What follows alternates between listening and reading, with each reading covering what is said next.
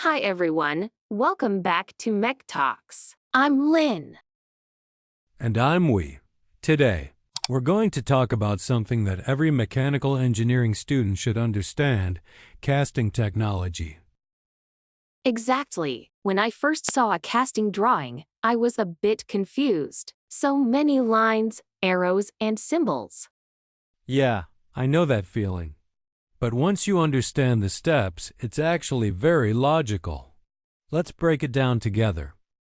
So, what's the first thing to do when you design casting technology? Step 1 is simple but super important. Analyze the casting drawing. You need to understand the shape of the part, the material, and how it will be machined after casting. Oh, so like choosing where the mold should be opened and closed.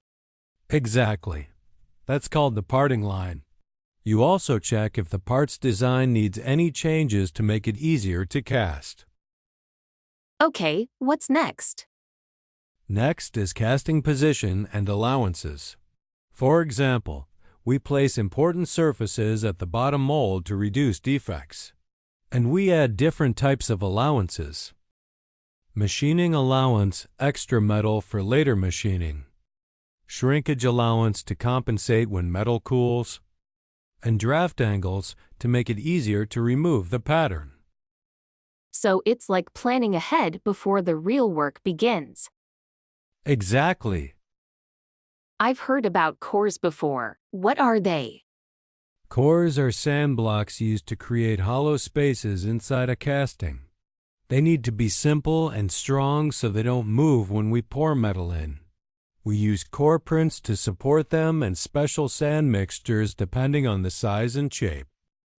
Ah, so cores are like the hidden structure inside the mold.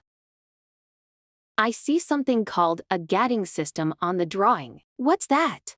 The gating system is how the molten metal flows into the mold. It has the down sprue, runner, and slag trap. For gray cast iron, a common ratio is 1:1.2, 1.4. Then we have risers. They feed extra metal during solidification to prevent shrinkage.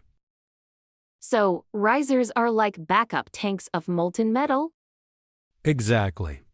And we place them at the thickest parts of the casting where it cools the slowest. What about chills? I saw that term too. Chills are metal inserts that cool certain areas faster. They help avoid shrinkage or cracks.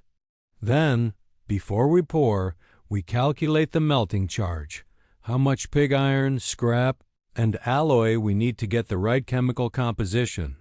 Wow, I didn't realize so much thinking happens before pouring the metal. Yup. After all that, we create the final casting drawing with standard symbols, parting lines, machining allowances, cores, gating, and chills. So in short, casting is not just pouring metal, it's careful planning from start to finish. Exactly. If you plan well, you get good castings and save a lot of time and cost. Thanks for joining us today on MechTalks. If you enjoyed this episode, follow us for more conversations on welding, forging, and other cool manufacturing topics. See you next time.